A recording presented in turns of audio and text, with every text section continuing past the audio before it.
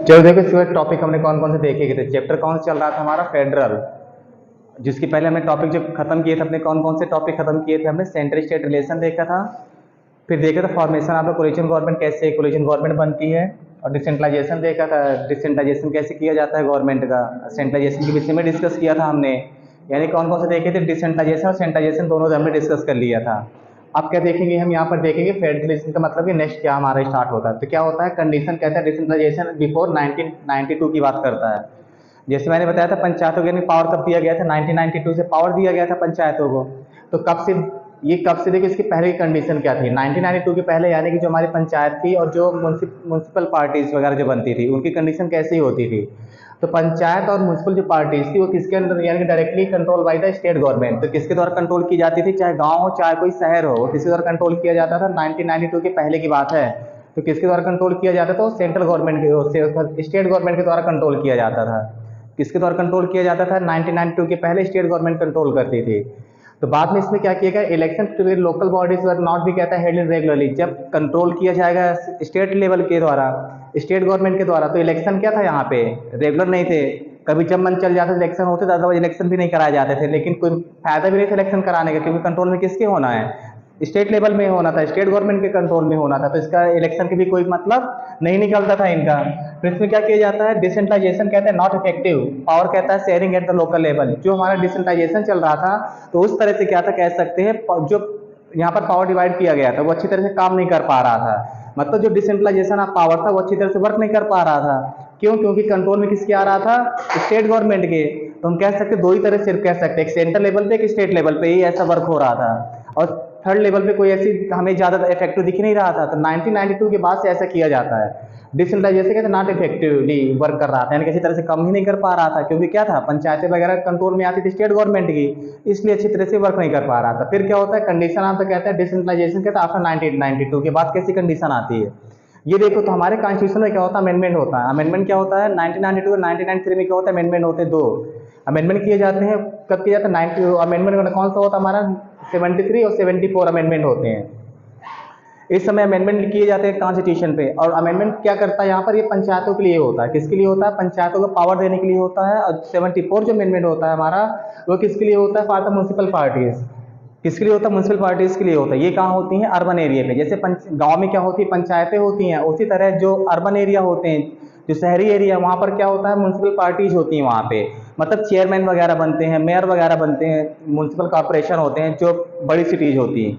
लेकिन यहाँ पर छोटी छोटी सीटें होती हैं, वहाँ पर क्या होता है? म्यूनसिपल पार्टीज होती हैं। और ये क्या करती हैं? चेयरमैन वगैरह, जिनका हेड कौन होता है? चेयरमैन होता है। और गांव में हेड कौन होता है? प्रधान होता है। इस तरह बनते हैं यहाँ पे।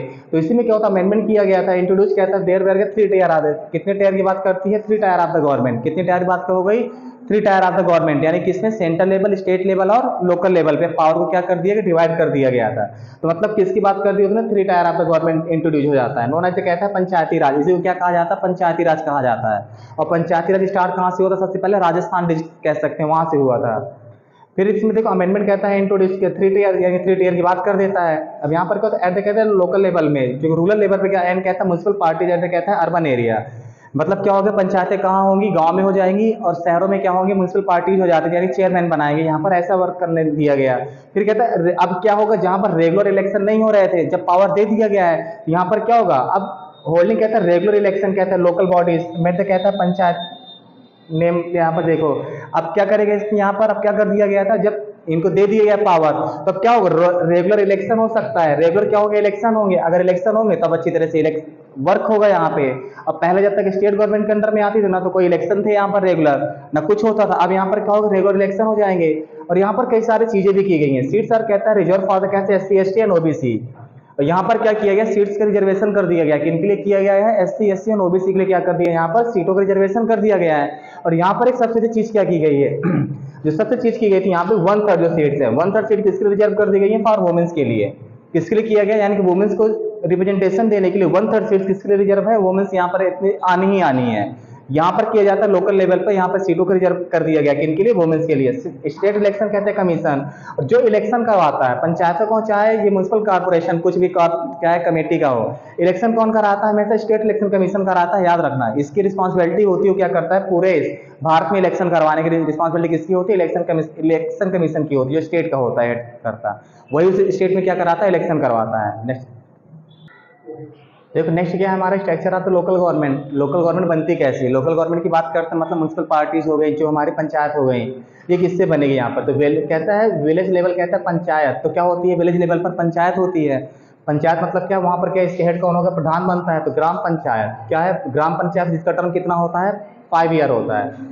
5 ईयर का क्या होता है, इसका टर्म होता है, ये 5 साल तक के लिए इलेक्ट होती है यहाँ पर। इट इज कहता है कि काउंसिल ऑफ द, कहता है वार्ड मेंबर, और किससे बनती है, वार्ड मेंबर से बनती है, यानी कि पंच होते हैं इसमें, जिसको क्या बोलते हैं, पंच बोलते हैं। एंड द सरपंच, और क्या होते हैं, सरपंच होते हैं इसमें। इट इज कहता है division of the making body of the, कहता है इलेक्टिव इंटायर विलेज। इसमें क्या किया जाता है, जो क्या किया है, जिसमें डिसीजन होती है, कहता है डिसीजन, कहता है मेकिंग बॉडी, ये क्या होती है, यही डिसीजन लेती है।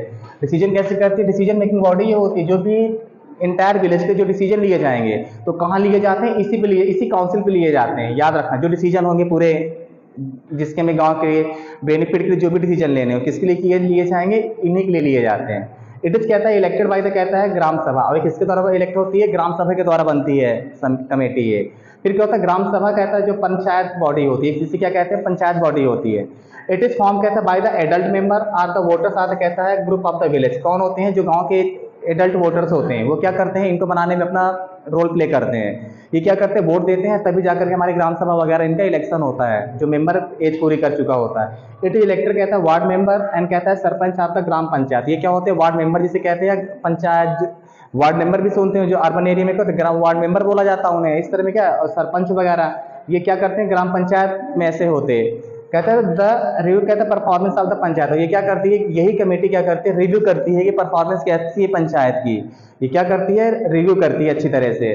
इसके बाद क्या है, देखो तो मेरिट कहता है ट्वाइस और थ्राइस, कहता है अप्रूव बाय द, कहता है एनुअल बजट। और यहाँ पर जो ये काम होता है, तो इसके जो बजट पास होता है वो ट्वाइस और थ्राइस, यानी कह सकते हैं 2 या 3 बार इसमें क्या किया जाता है, इसको अप्रूव किया जाता है एनुअल बजट, यानी साल का जो बजट होता है 2 से 3 बार इसके अप्रूव होता है यहाँ पर बैठ करके, क्योंकि काम करने के लिए पैसे चाहिए होता है। ब्लॉक लेवल पर क्या होता है, पंचायत कहता है समिति बनाई जाती है। क्या बनाई जाती है, ब्लॉक लेवल पर एक पंचायत समिति बनाई जाती है।